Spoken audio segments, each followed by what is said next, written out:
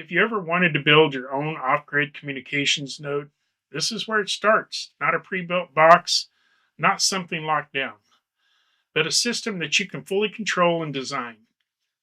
In today's video, we're going to build a DIY solar-powered Meshtastic node. It's designed for outdoor deployment at your home, maybe a pole or even a tower, commercial location. We're going to do it right here at the workbench, step by step. We're going to cover the full build process, from power to radios to antennas to protecting everything so it can survive outside 24/7. Because this isn't just about putting parts together, it's about building something you can depend on when everything else fails. When the grid goes down, when cell service is gone, this is the kind of system that keeps you going. And the best part, you're not locked into anyone else's design.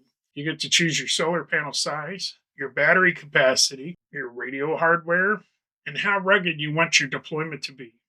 So whether you're building your first node or you're upgrading your current setup, this video is going to give you the foundation to do it right.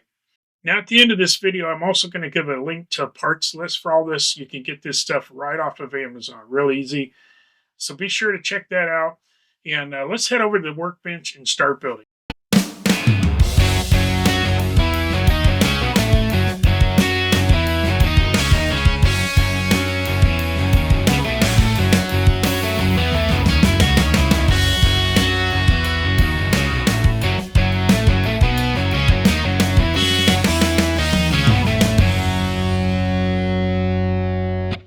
This is my original solar node that I first put up a long time ago. This is also the one that kind of went viral for me. A lot of people started requesting information about the solar and the Meshtastic, and so it's time to upgrade this thing. It's been out there. I'm not knocking the design or anything. Just had a few brownouts with it, so I'm gonna. And technology is improved, so. What I'm going to do today is I'm going to walk you through all these different ways that now we are building our what I'm going to call our portable outside units. And anything from different sizes of boxes. We've got three different, I mean, you can go bigger if you're going to store some extra stuff in it, all the way up to one of the big cases. This is one that I'm going to put on my house. I'm going to not only put the mesh in it, I'm also going to put an ADBS receiver in it. We'll go over solar panel sizes, different types of antennas you can use, and we'll just get into it here. So what I want to do is start with the very base of this unit. So one of my followers on Instagram said he kind of started this design and maybe another commercial company kind of built off of it.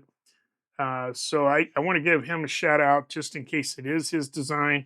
Yeah, I'm not here to debate that or anything like that. His handle is Grid Zero Actual, and it's a really slick design. And I kind of modify it. I don't know exactly how his looked. I did go look at his page to see if I could find some examples.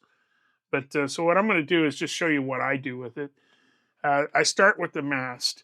And this is actually designed for like a security camera that you can get on Amazon. And these basically will just wrap around a pole. It comes with some ratchet strap type things, the bands, and comes in a little bag like this. So you get those little pipe type clamps. Some people like them, some of us don't. So let's jump over here to. So as you can see with this mast, there is a hole here already, the arm. But the problem I have is if I put this antenna here, and I have actually got a couple of my nodes like this, you can see about where the pole would be coming down the mast. So I really like to give, it's going to create a little knoll here with this pipe in the antenna. So what I like to do is I'll come down here and just drill a hole down here and put it down here closer to the panel. The solar panel is going to set up like so, and this gives me some room to get, I could even go with just a stubby antenna or one of the higher gain if I need it for the area. So for this particular node, this is one of the standard boxes I like to use. So let's get that open.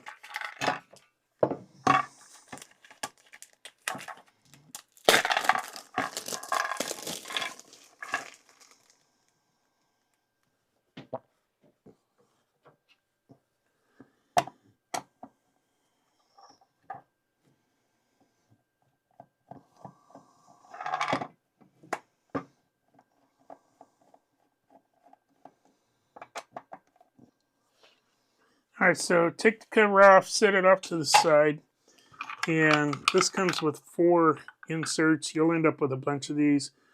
These are like inserts to allow waterproofing for your cables and stuff. This little grommet here is the weather strip. This will eventually go inside the lid and kind of help seal this up. So we'll set all this over off to the side with the lid. And let me just kind of show you my effect that I'm going for here. So basically what I'm going to do is I'm going to take and mount this. And I always kind of watch the inside here because I tried one time to do the bolt down through here, but I ended up having some issues. So I like to put the back side about, so roughly like this, and I'm just checking clearance. And then what I'm going to do is let's come in with the Sharpie. Let's go with this one.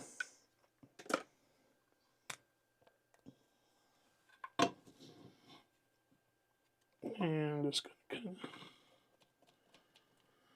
I'll mark the first one. I may go ahead and try to mark the second one, but sometimes it will move. So I'll just kind of get a general idea. And I'm just looking to make sure inside. Now, I will say that of these, some of these are that I've found are like really tough metal. Could not drill through type of thing. And I'm just using just standard bits here. You know, like a metal titanium, or I've got the regular ones. I am switching to titanium on this one just to make it a little easier. So, all right, and so what I do is I have purchased screws I like, and it's kind of, and so you just get the bit out.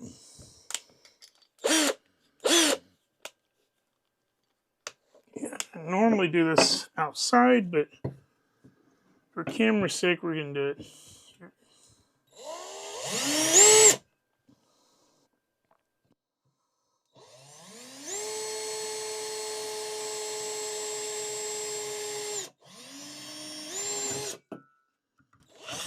Obviously, use a vise if you can.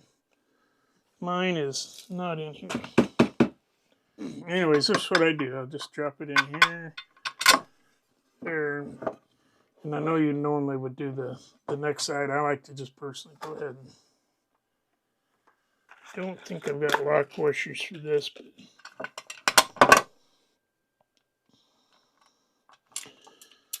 I think I'm going to go ahead and flip it just because of the location. I did get it really close to this a little bracing, so we'll just shove this through here.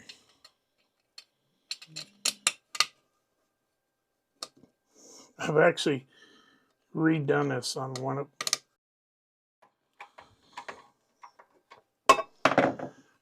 Check here. Looks like that's going to be perfect, so we'll just go ahead and drill through.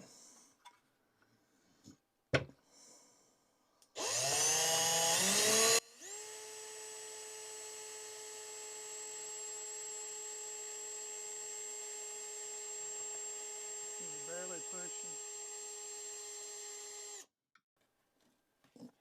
Slide it out of the way. Go up here to high speed mode now.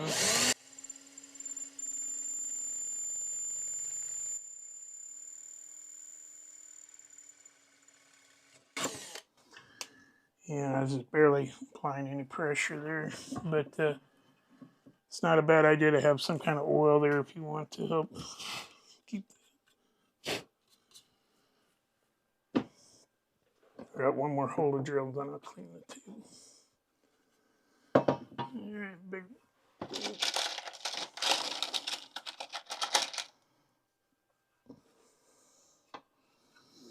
Let's go ahead and match it.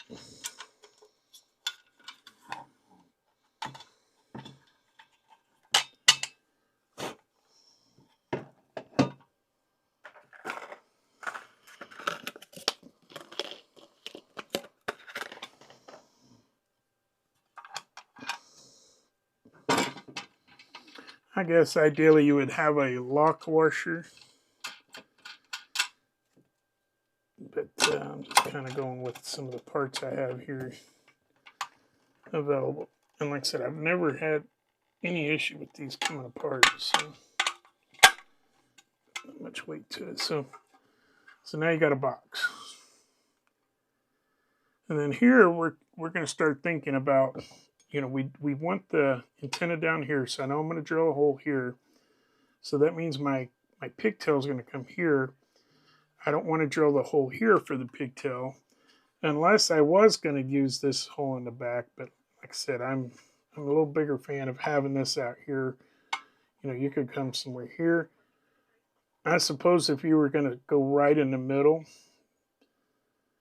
but you could come in the back side of the panel or the box. But generally, I kind of favor right here, just keeping everything here. The pigtail's short, nice and sweet. So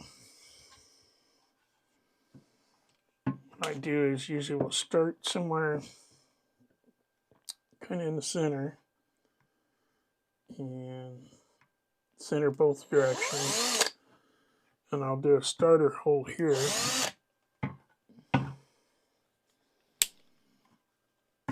And what I use for drilling this now is just a regular step bit. And I have an older, just a probably Harbor Freight cheap drill that I use on this. Corded. And so what I'm going to do is I'm going to try to initiate the hole.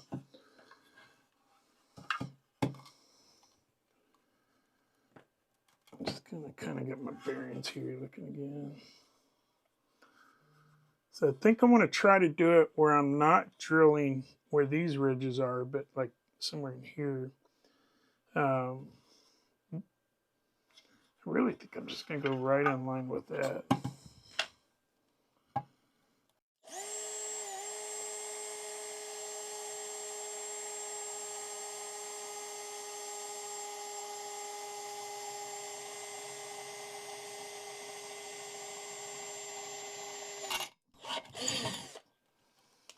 Okay.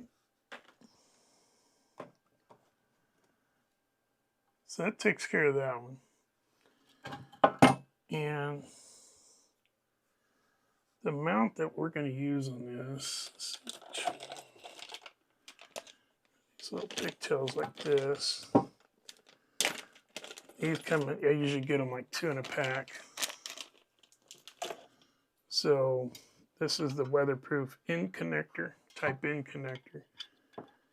And what I'm looking at now is just, you know, how big a diameter, and I think I usually mark this, so I'm just kind of looking how far up this thing I need to go. Thought I marked it. So I'm going to go about 4 steps up and try it out.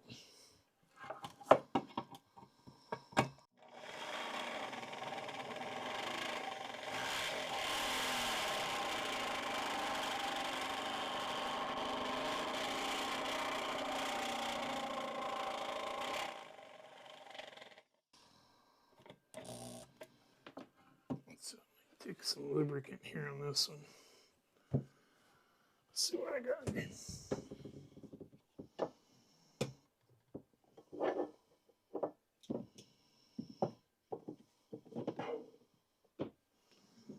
A little bit of metal protection.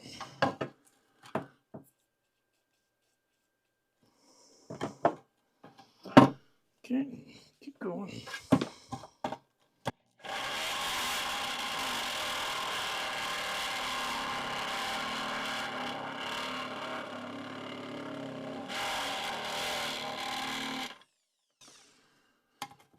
Pretty close.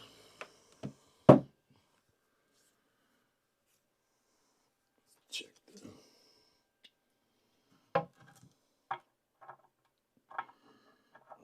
That's pretty close, so I'm just going to clean it out just a little bit. Try to go this way and do it.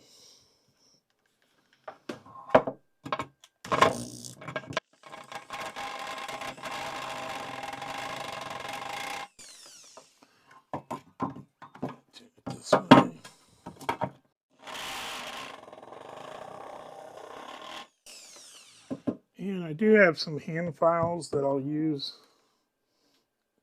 If you have a drill press and stuff, I mean, you could, yeah, there we go. So that's perfect. All right, so I'm also going to go ahead and drill out this, do my last drill. And this will be for the side of the box, and I'm just kind of getting an idea about couple holes in. So I'm just going to go in through here.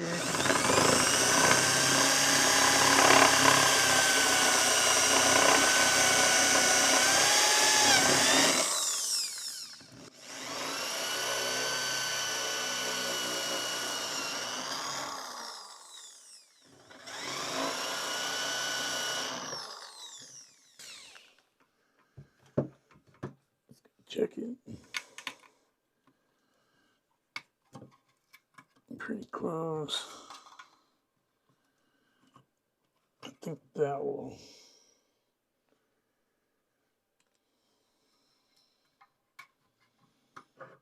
That's so close. Let's just barely.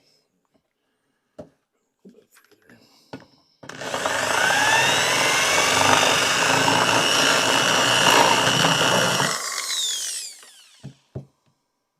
All right, so now we have a box and box attached. And the key thing about this metal is you'll come back through here and add some paint to this to help keep that from rusting out. I do believe my gasket seal it and covered it, so I've yet to do that. So far, so good. I ain't problems. But the box is attached, got a hole here for the power and all that. So I would say I did this for demonstration for you guys, so this is just a sacrifice I had to make. But I would not use and do the drilling on your sticky mat. So let's get back into the build. And let's go ahead and mount. This is an in connector to IPEX. IPEX is what the radio takes. So I'm just going to come in here. We're going to take off the nut. Then it's got a couple of washers, including a lock washer. So we're going to take off all that. And we're just going to reapply it at the top. You can see it has a little gasket here. And that's what's going to make the seal for weatherproofing. Especially if you're using it in a box.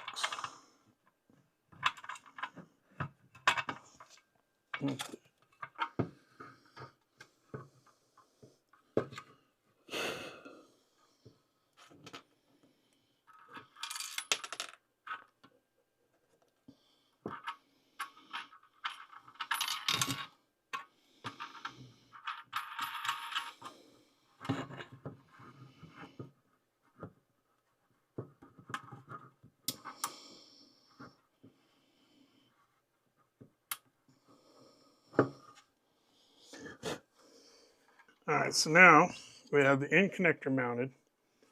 Pigtail is going to run right in through here. And I have a couple different types of antennas that I like to use. This one, I'll leave it in the description. Put it in there. The panel is going to mount like this, and it's maybe there. Or if you need a little higher gain, go with something like this. Higher gain. It's going to make it throw further.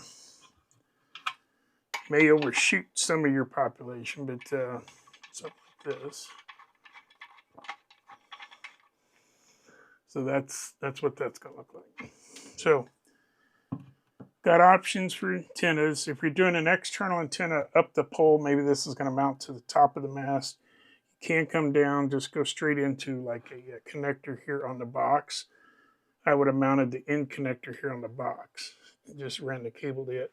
I've done that a couple of times. So now work on getting the rest of this stuff put down. And run this in, clear off a little bit of that plastic sticking out. Put the nut, I just separated the back here, put the nut in. And let's get that started. there's a little grommet washer on this, like right there, basically. And I'm just more or less hand tighten it, just so I don't rip that plastic. Normally you can put your, if it's a bigger wad of wires and stuff, you come like that, but I'm not going to crank this down. When I tighten this down all the way, it's the purpose is to squeeze the end of that and hold your wires and stuff. But I'm going to be doing a solar panel, so that's why I'm not going to do it just yet. Get the drill out of the way.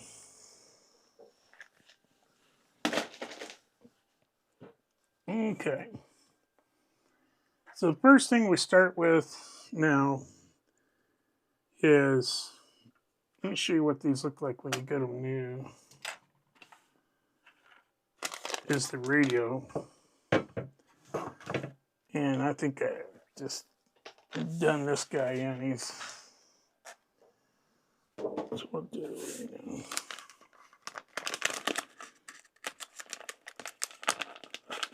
The radio comes in a little brown box. Open it up. Dump all your accessories out. This is the Rack 4631 board. This is pretty popular for a lot of radios. Musi Works uses some of these in some of their units. The littler ones. Again, these are real popular. Most of the guys use them for solar nodes. Some hardware accessories. A SMA to IPEX. This is the LoRa antenna. You can see it says LoRa right there. So if I was not going outside on a big beam, I could just put this in here and put it on a 3D print.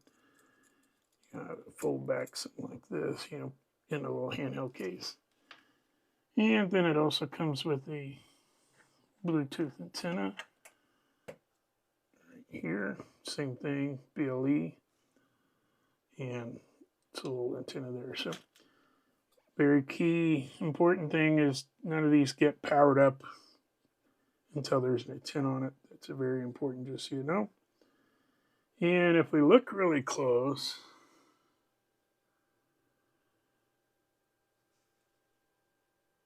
you'll see it says BLE right here where my thumb is, pointing to, let's get a pointer here.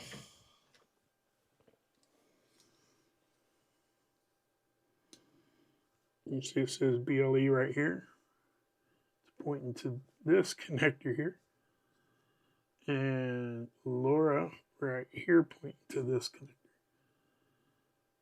So the little pigtail we just installed is going to go on this connector. IPEX connector, and the Bluetooth is going to go here. Now I do want to say that these are kind of delicate. And it's easy to, I have actually broken one of these off here before, but for the most part, they just sit down and snap on. So I'm going to use, I'm going to try to use my magnifying glass just to make sure we get it just right.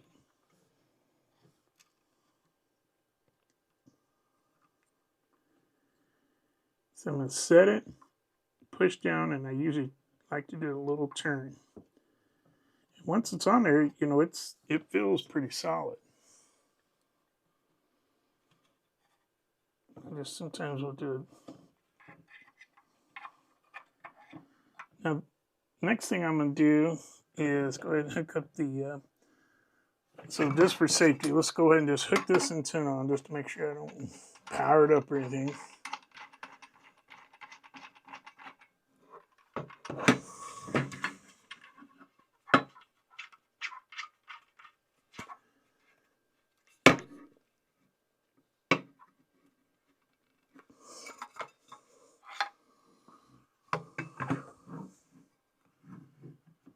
Alright.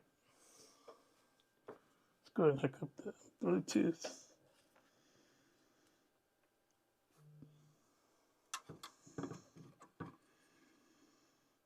So looking at the BLE symbol.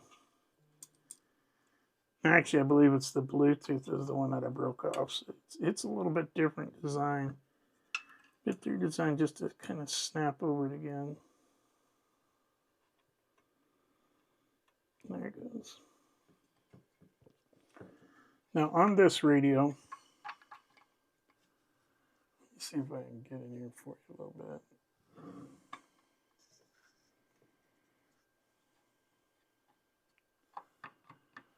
See if I can get this just right. You'll see this connector here says battery, and then this one is solar, our input, 5-volt input. So you also have USB, you have some little LED lights here, you have a little dip switch here that you can push, and that helps you get into programming mode. This radio has slots here that we can put modules on, extend it out. But for now, like if you want to put a temperature sensor or something like that, you can do that. So generally, I will double side tape this in and place it, but I don't double side it. I'm still going to mock everything up first. So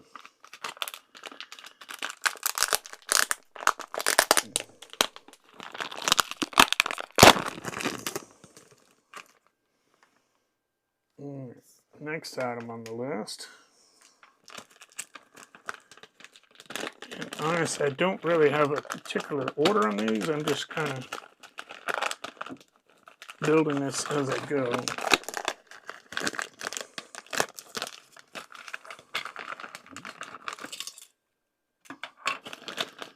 So this is a little 4-pack of these parallel. It doesn't DIY battery case, 2 slots, pack of 4. But the key thing is, let's see if we can show you that. It says right up there. Can you see that parallel? So this is designed to take two 18650s in parallel, and that means basically it's still putting out the 3 volts, 3 point something volts, but instead of just being 1, and at 3.7 volts, now it's going to double it up. It'll still be 3.7 volts. If it was series, it would double the voltage. If it's parallel, it doubles the amperage. So the key thing though with this is double check those positives and negatives. Now, if you want to get too confused, look at how they did this. Oh, I see what they're saying. If you want it in series right here, you use this voltage or polarity. So I had a hard time showing it, but so series, this is the negative, this is the positive, and parallel, it's positive. I'm sorry, it's negative and positive. So parallel is going to match both here. So be mindful that it's got dual symbols. One is for series, one is for parallel. Ask me how I know. So on this radio is a built-in, it's not really a solar charge controller. It is, I mean, that's the purpose of it, but it's really just a charge controller. You can run in, like 5 volts here, and then it trickle charges. The problem with doing so, like if you ran a solar panel to here, or if you do like I've done in the past, you run a USB solar panel. I'll show you the ones I use. I run it in here. The problem is this charge controller is not very efficient. And a lot of times, these radios, and I'll say, like on my note here at the house, in the past year, it's maybe happened 3 times where we call it a brownout mode. And what happens is basically when the battery goes to 0, the unit's supposed to just shut off. And then once it gets enough voltage, it turns back on. But sometimes in that cycle, it doesn't come back on. It gets stuck. So what a lot of people are doing now is using different external charge controllers to help alleviate that. And it works fairly good. So, for example, this is one that is pretty popular. A lot of them are using. In it's called a CN3791. This is one that I've seen going around quite a bit.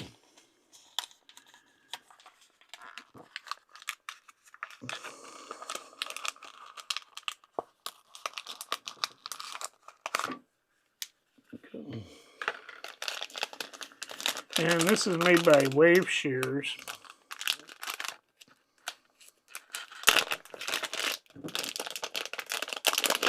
And one of my big nodes that we have up on top of the hospital uses this, and I've not had any issues with it going into brownout mode.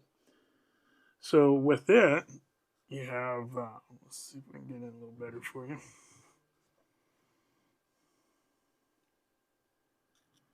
So here you have solar inputs, and you have two types inputs. You have the 2.5 millimeter coaxial plug, or you have a screw terminal, which I like.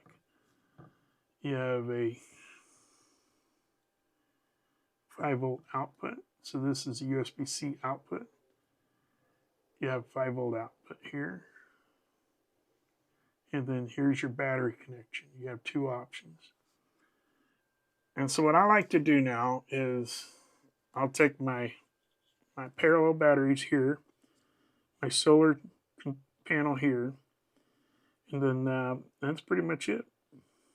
I'll take the output here and go into let that USB plug in there. So a couple options. You could come to this little connector here. So you got a few options.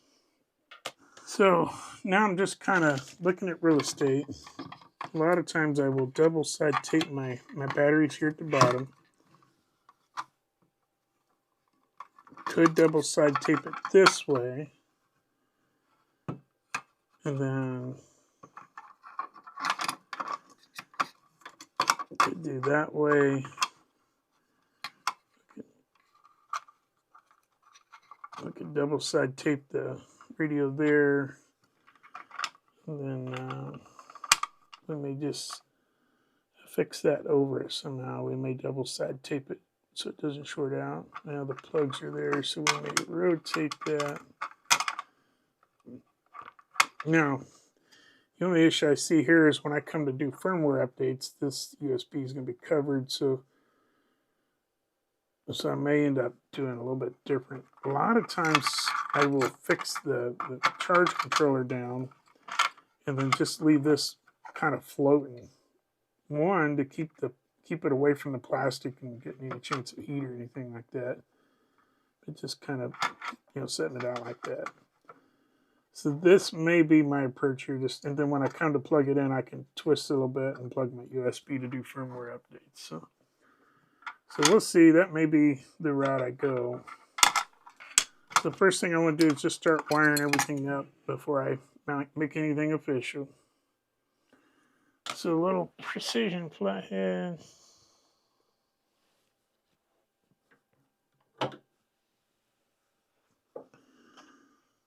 And look for battery. Again, checking polarities here. So battery positive is on the right.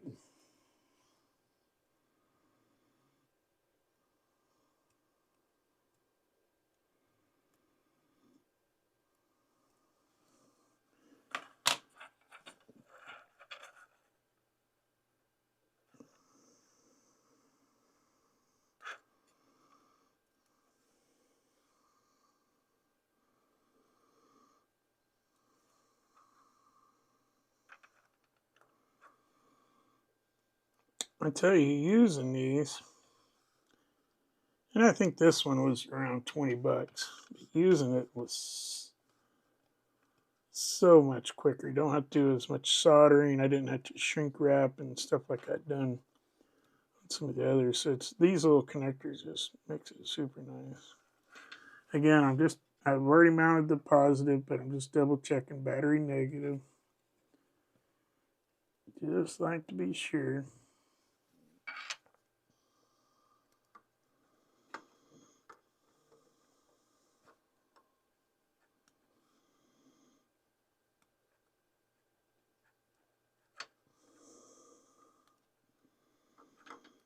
All right.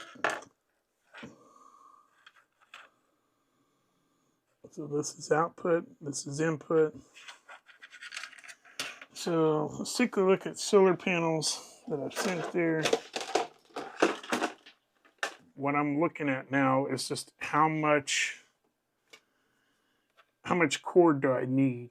And since I'm looking at here, just know this is going to mount here. Then, so I'm just going to come up about right here and cut this.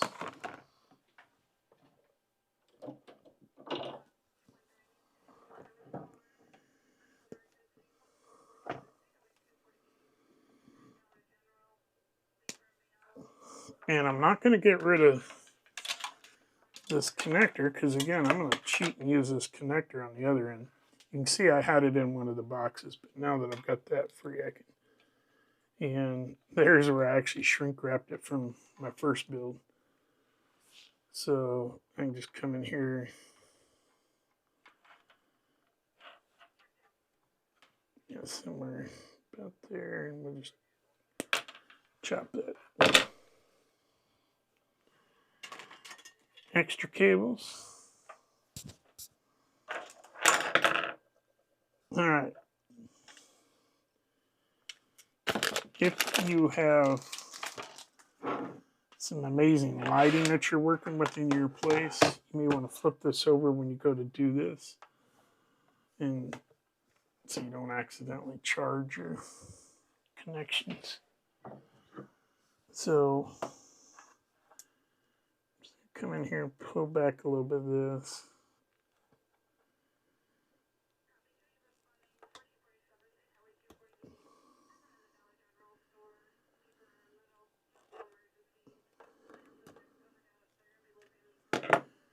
And then one thing I like to do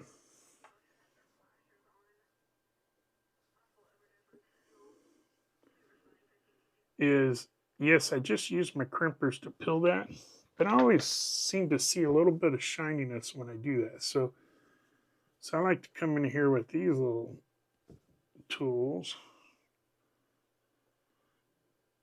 and just do a little cut like this, where I can now take and peel this out a little bit. Get the two conductors away from that jacket. I'm just peeling it. Now I'm going to trim here the casing. Get rid of that. And you can see right here where I stripped it, there may be a little shininess there. So I'm just going to remove that. And basically that just ensures that that don't short across each other. It's just a little trick I like to do. Now, this next step I think is good to do. I suppose if you don't have a soldering iron, you could get away without doing it. But just know it's better to have it. And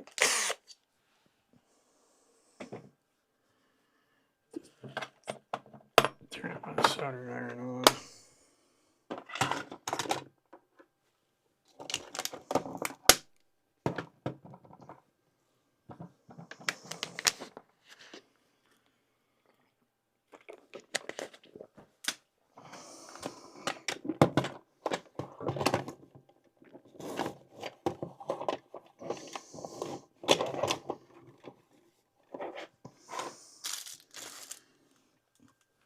All right.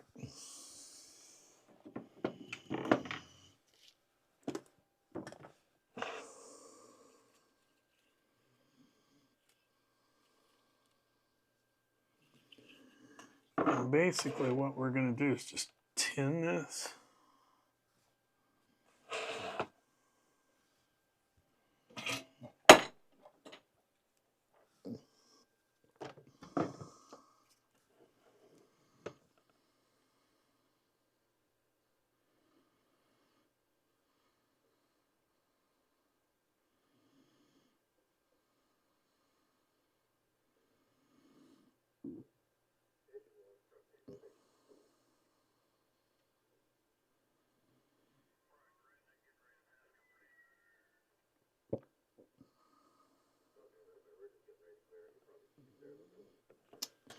All right, and then the purpose of that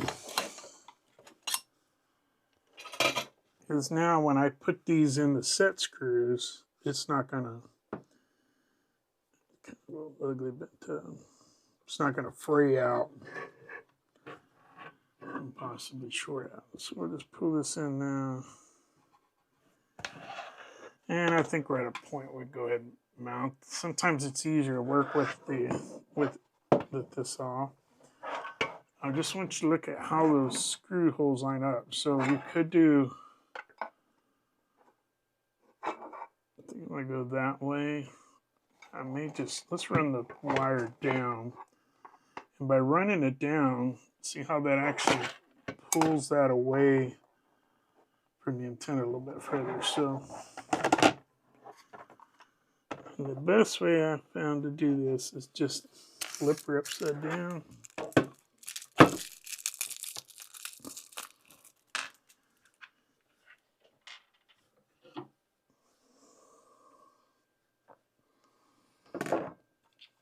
I like to leave this little handle here loose enough that I can work around it a little bit.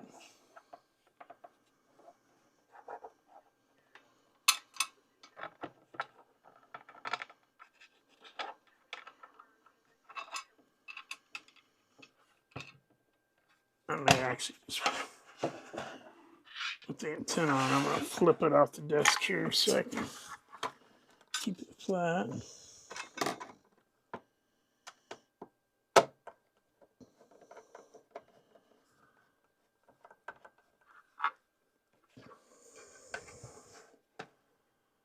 So I'm just pushing that down and screwing that in. So if you can see right here, that's where we're going. So normally I would actually try to get that to go up here. But this actually gets me down further. So I may try to see if I can get that in there. Because that actually makes that lower.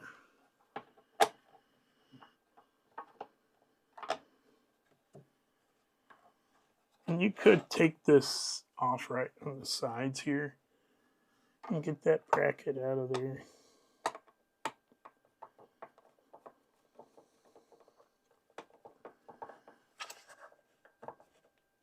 And I just give those a nice little snug. I don't, because of the panel, I don't want to over tighten it in the back of its plastic, so I just get a little nervous. But so now, oh yeah, see, dropping that down was, I actually like that. That's further away. So we're going to run it probably, summertime, it's going to be a little higher. Wintertime, it'd be down just a little bit. So for now, let's go in like this.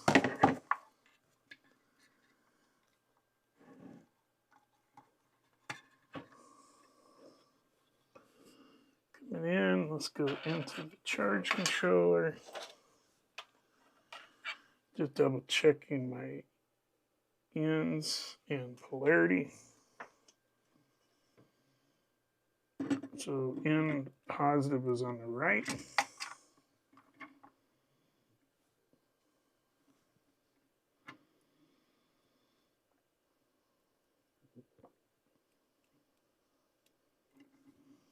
I will say if you do some of this stuff like these little desk lamps with the mirrors and the light in it is a must.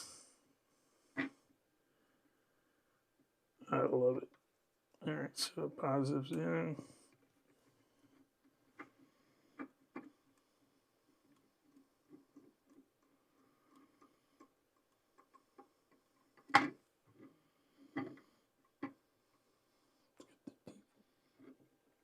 go.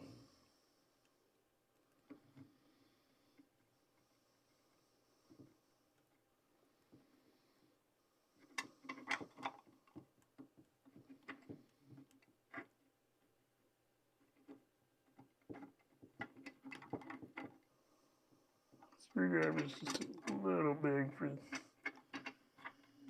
this. Just gonna give a little general test. All right, so now we got the input, output, and now we need the 5-volt output to go into our solar panel, or into the rack, I'm sorry.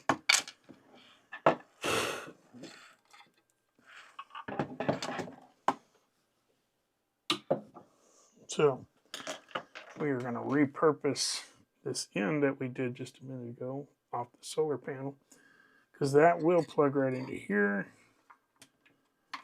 and then we'll turn that to go right into there. So that's our approach. Clean this up just a little bit. See if I can cut some of the old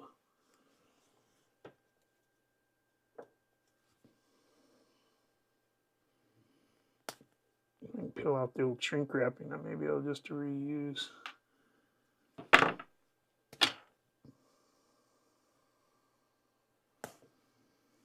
So a couple of shrink wraps.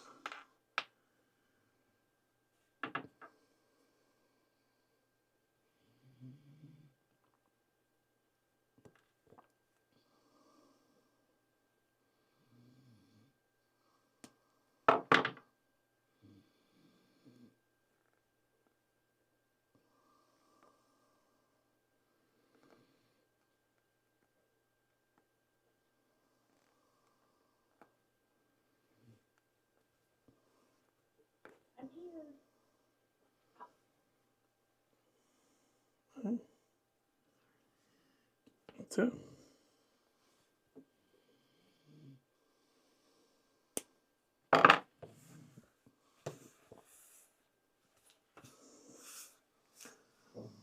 I wrote that. That thing's sticky. It's for sewing, but kind of, but I don't need the audio here.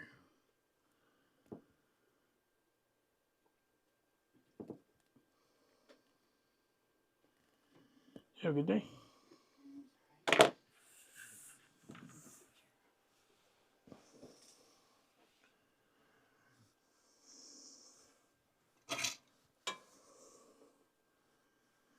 All right, I'm going to do the same thing here. I'm going to just tin the ends of this.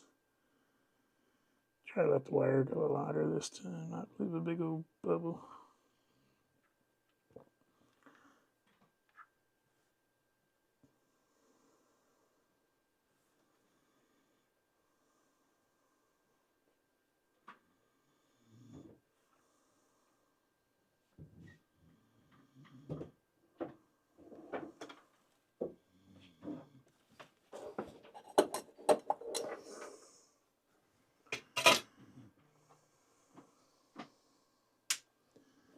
I'm going to turn my iron off because that's pretty certain that's it. So once again, we're going to check our polarity.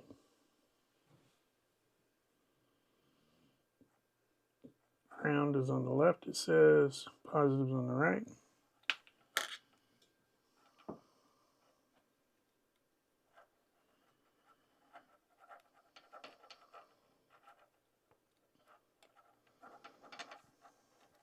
Cooler down there.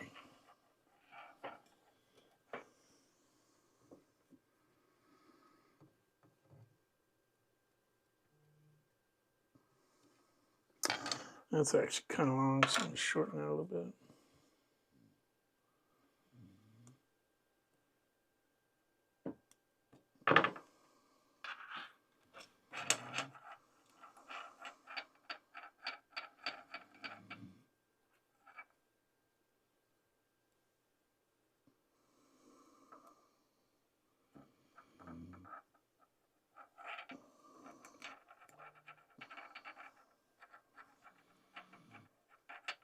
Tighten that down.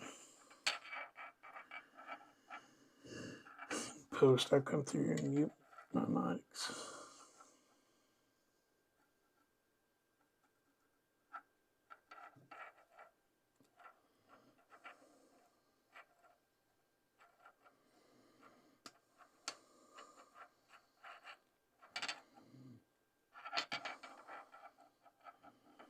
Little tug test, everything looks good.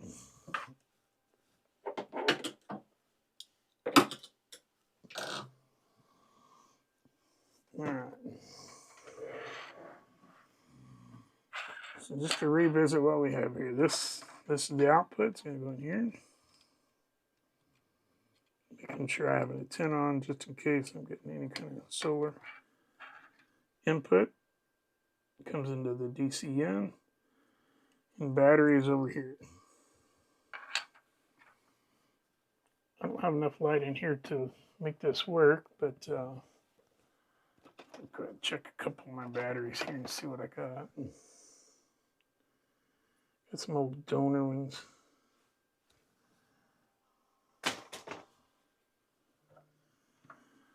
And just a reminder, parallels on the top, so positive this way.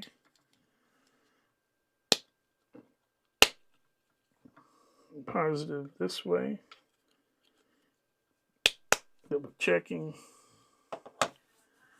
No smoke. Ask me how I know.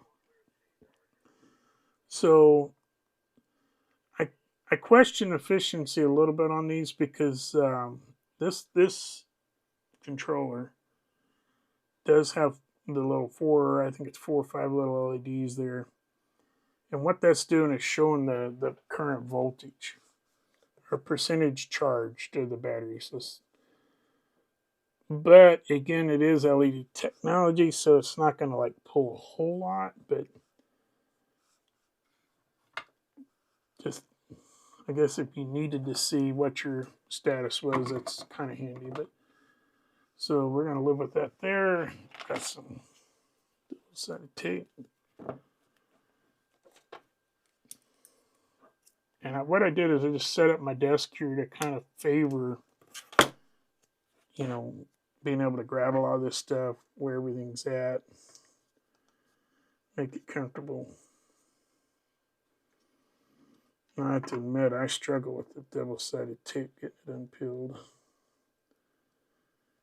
We can invent GPSs, smart cars, and all this, but we cannot make an easy way to separate the back. It doesn't help that I don't usually have fingernails very much, so I keep them trimmed back. So I come in here and cheat sometimes.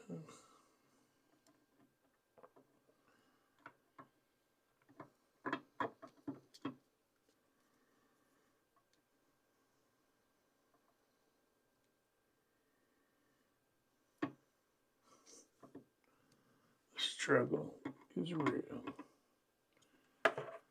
Cue the wife to come in any minute and help out. There we go. If that's my only struggle in life, man, that's me. All right. Look at that. The indicators went out, so maybe that's just a temporary thing. The radio's on. Interesting.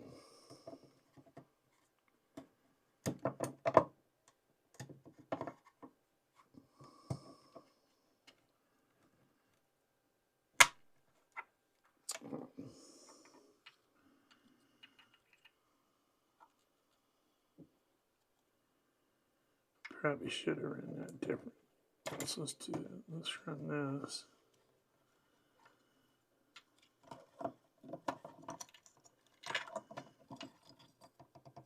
Back here. Yeah, let's take a look at that. So there's really not much back there. I could just...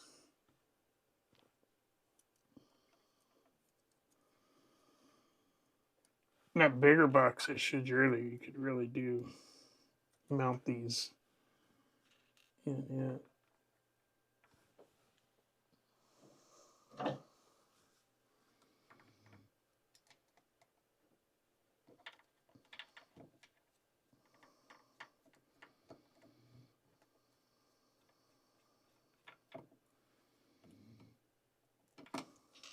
the standoffs.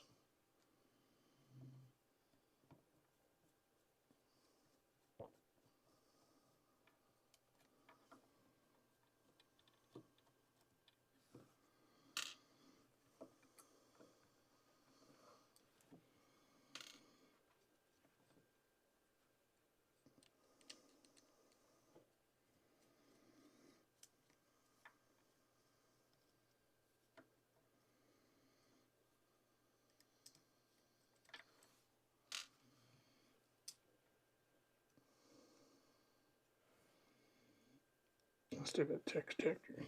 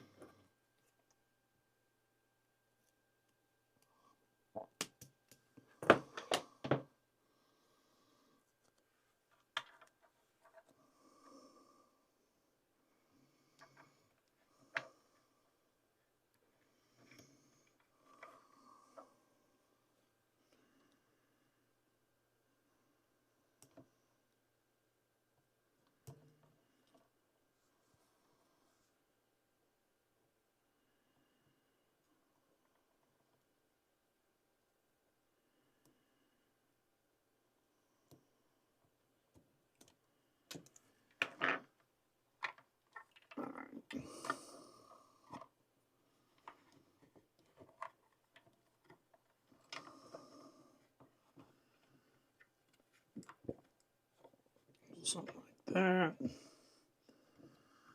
Just more or less to keep it all from rocking around too much. So now let's come on the other side. And get a little bend there.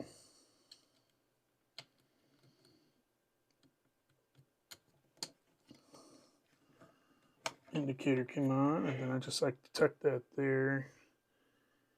And just tuck this back here somewhere. So why Bluetooth antenna again? Alright, so we are up and going. And next thing to do would just be to flash the firmware.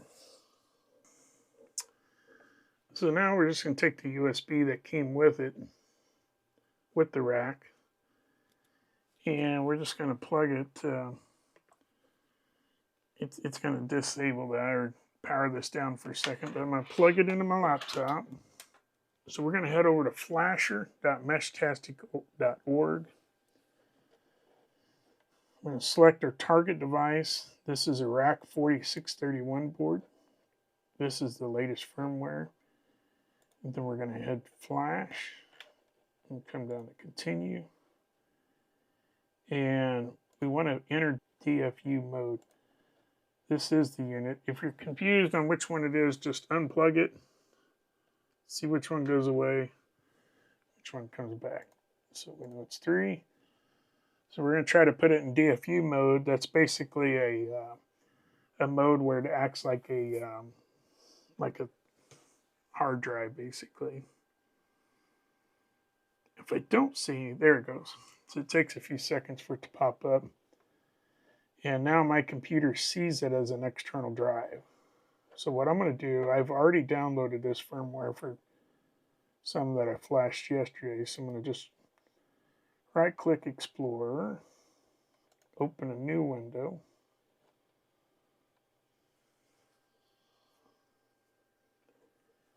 I'm going to head over to my downloads folder where you would have downloaded the current firmware. And you can see it labeled right here, 4631, not to be confused with the Uzi Base or the Heltec. I'm going to grab that and just drop it. And it's going to say it's failed, but it's just ignore that. We're going to wait for that to clear. And then we're going to watch the unit. Listen for it to reset. You'll hear it disconnect.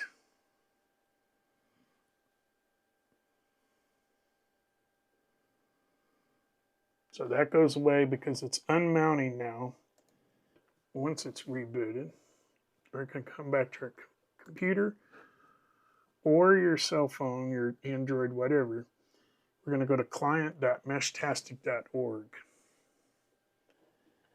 We're still hooked up via serial. Let me delete this one, old one. So I'm going to add a connection. It's going to be serial. I'm going to select the port. I still remember it's 3. Connect, save connection, and connect. And here we go.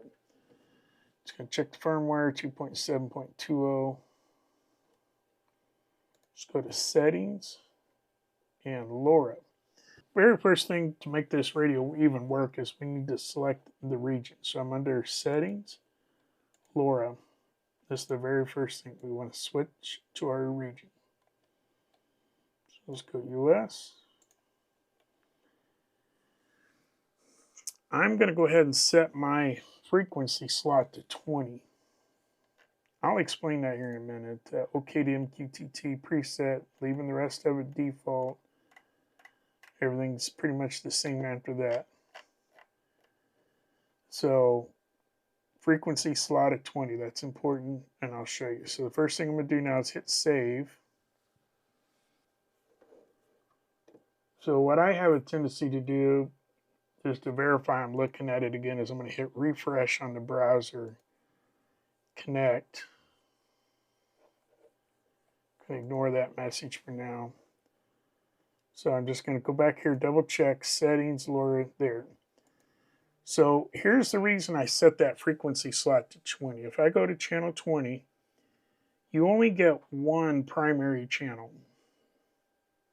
Now the thing about primary is telemetry is sent over primary.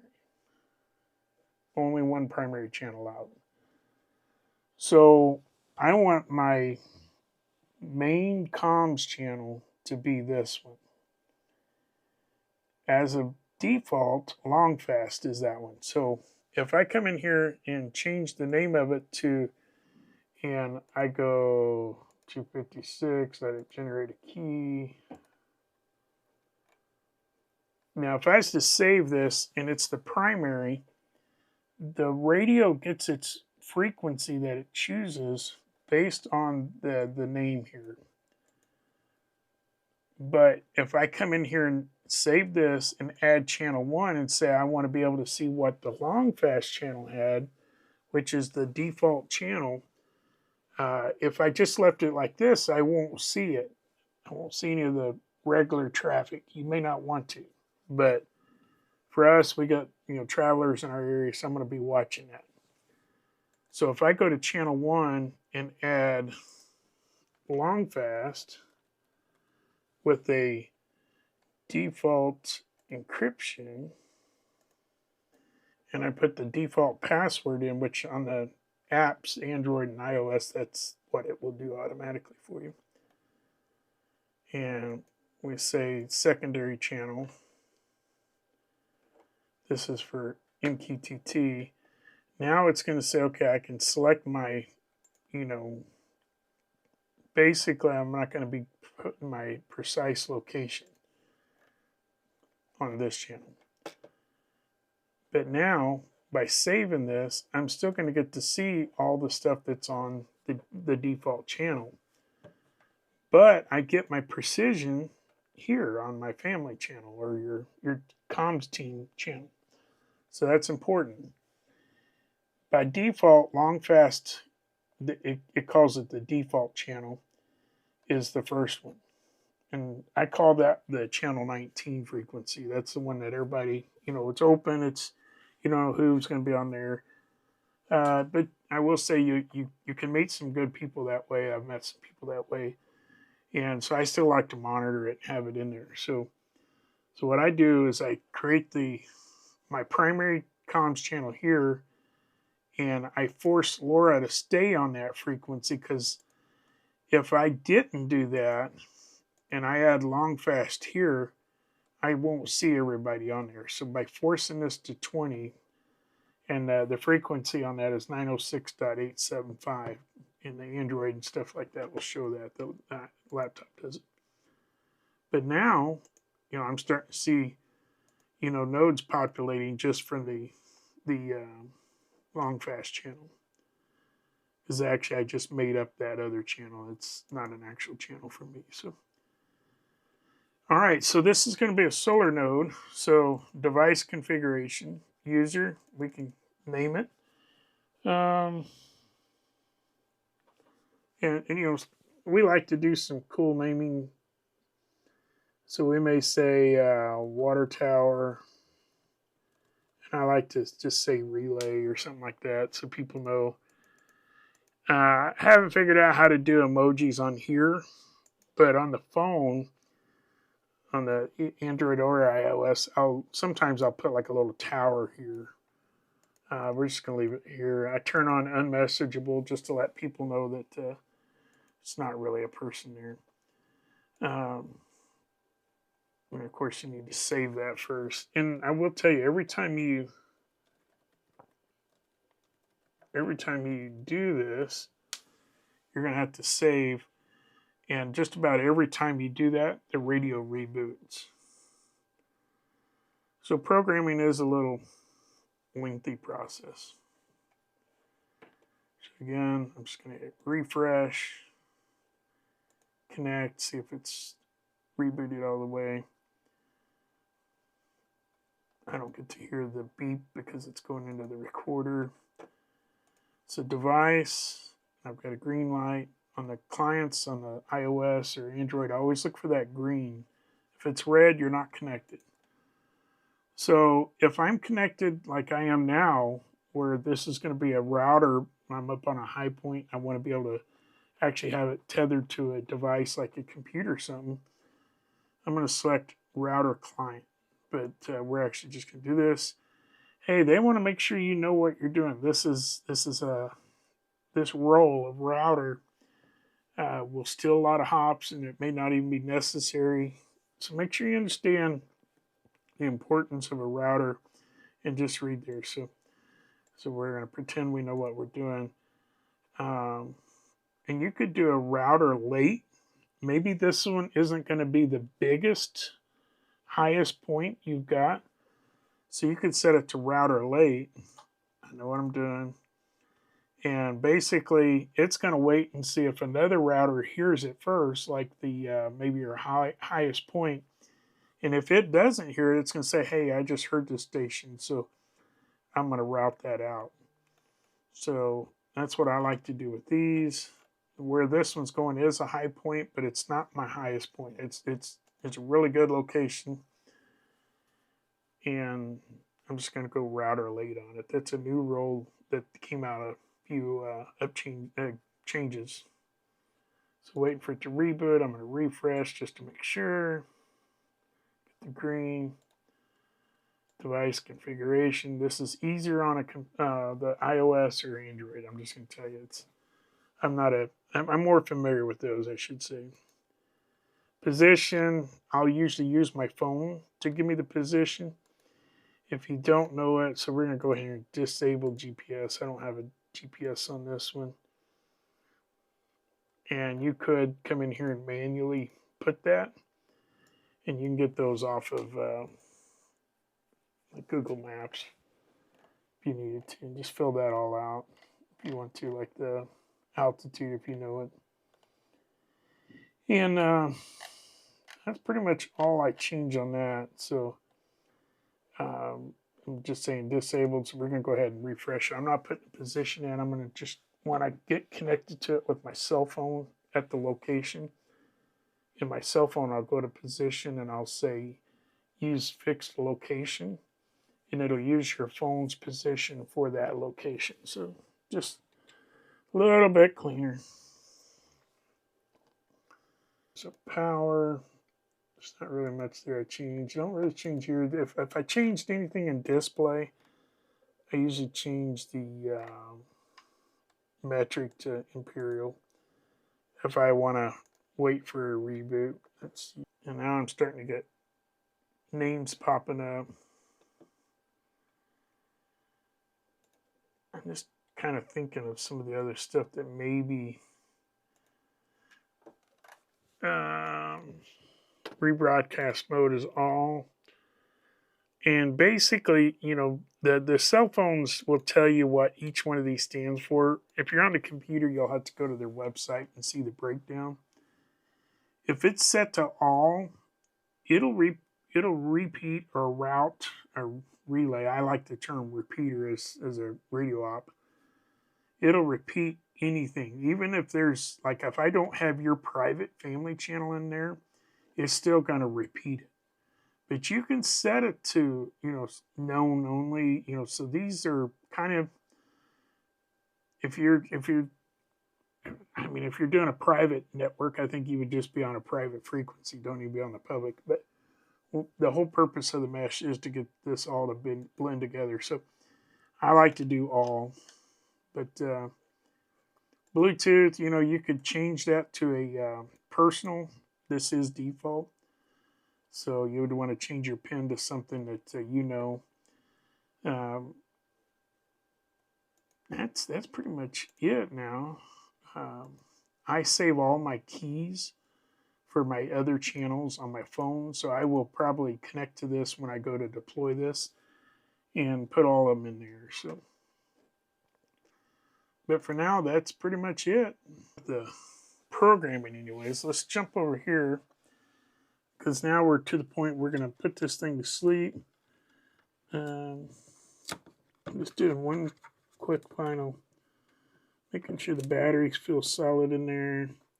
We're going to put the input voltage back in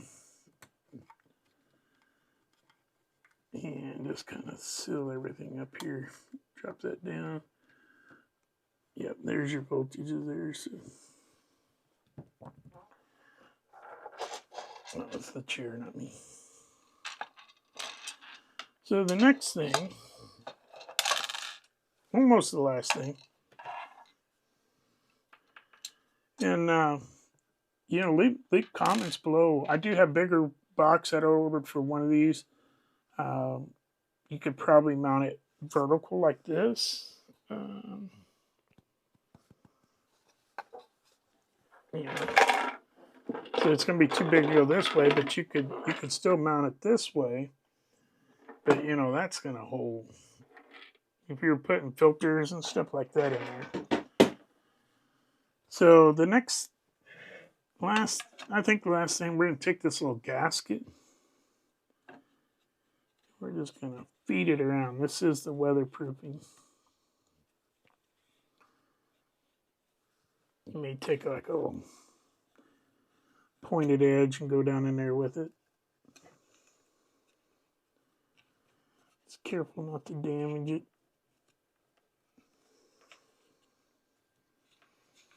You're just going to follow this. This is on the lid side. Now, I have seen guys do ports on these for breathing. Maybe they're in a higher humid area region or something. I've not ran into that issue, not had moisture in any of my radios. So just know you may want to put a breathe port on there.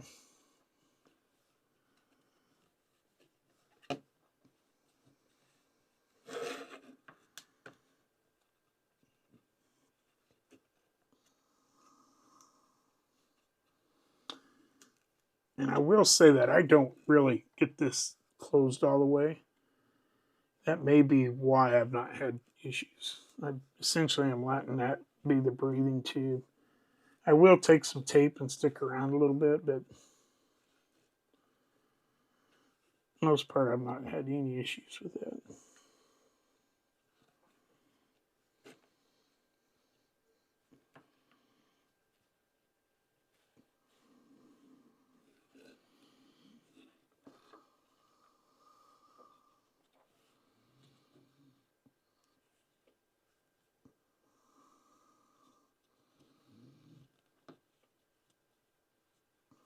So just tucking around there.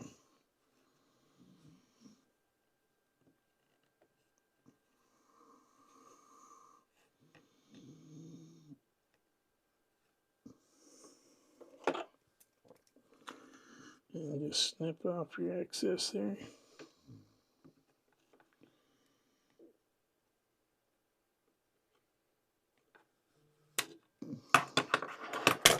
Or take a sharp knife, either way.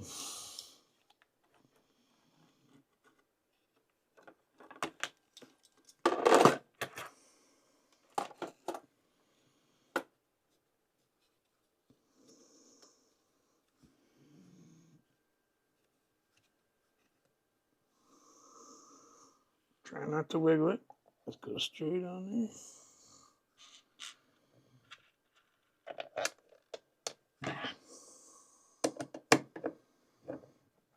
Let's come up just a little bit there.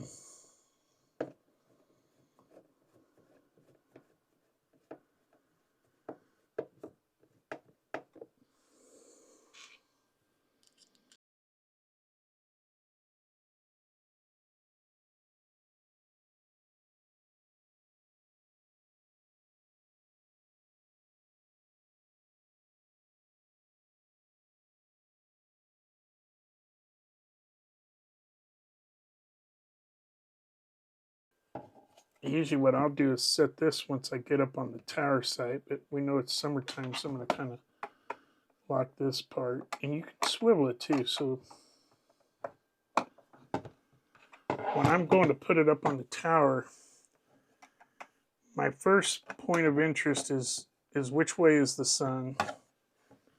Second point of interest is which way is most of my community for the tower.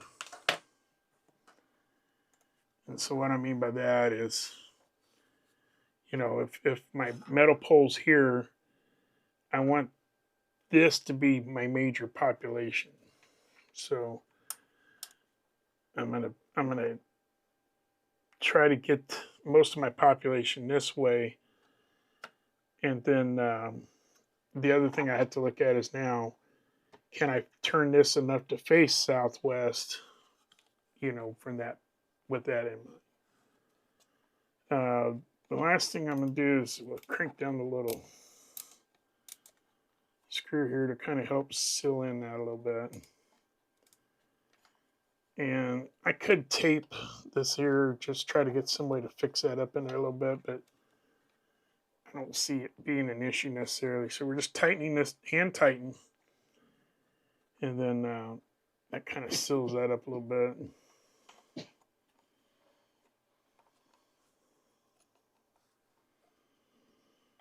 But that's pretty much it. Like I said, we could do a taller antenna on here if we felt like we needed it. But these actually work. And the gain structure that is on this antenna is equivalent to the bigger one. So I will say that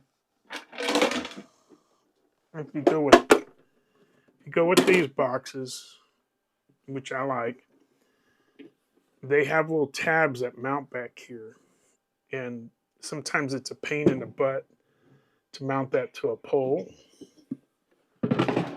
So I have found this kit, and basically it's a bar that will mount back here, and then it has, you know, pole pipe mounts on it. So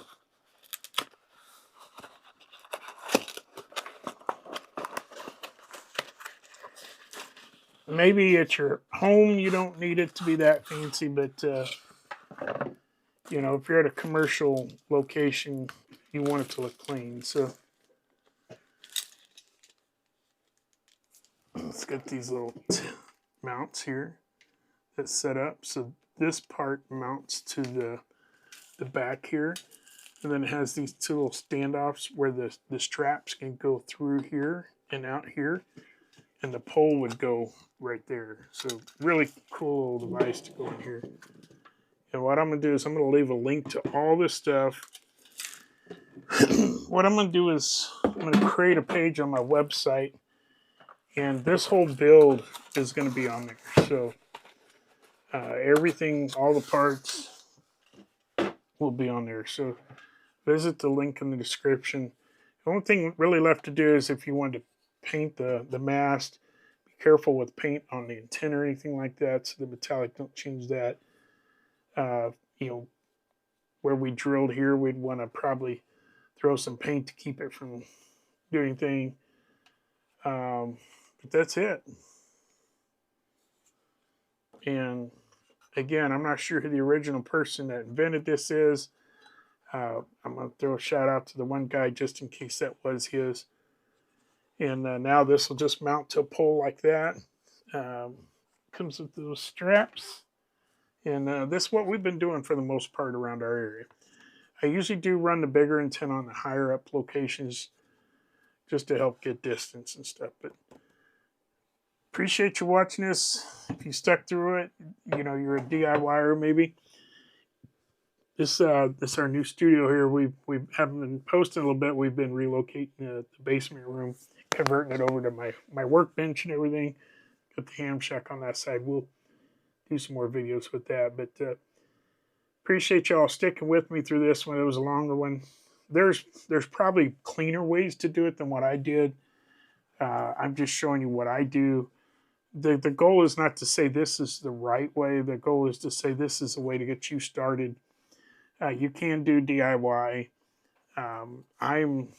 My wife usually don't let me change the oil. I'm not a mechanically inclined person. My electronics and type thing is my better background. I'm also musically inclined, so that's if I can do this. What I'm saying is, I feel like almost anybody can do this.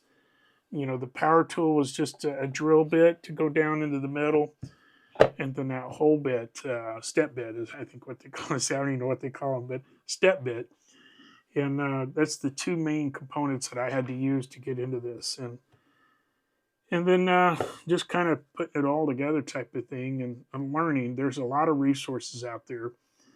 Mesh is still very popular, and a lot of people are getting into it. So it's still a lot of information out there. There's discords on it, stuff like that. But if you have any questions, feel free to reach out, and we're happy to help. You know, the biggest thing is, you know, they have the different type of charge controllers, but I highly recommend using the charge controller to prevent that brownout. So, but again, I just really wanted to show you what I do and kind of encourage you to be able to do it yourself.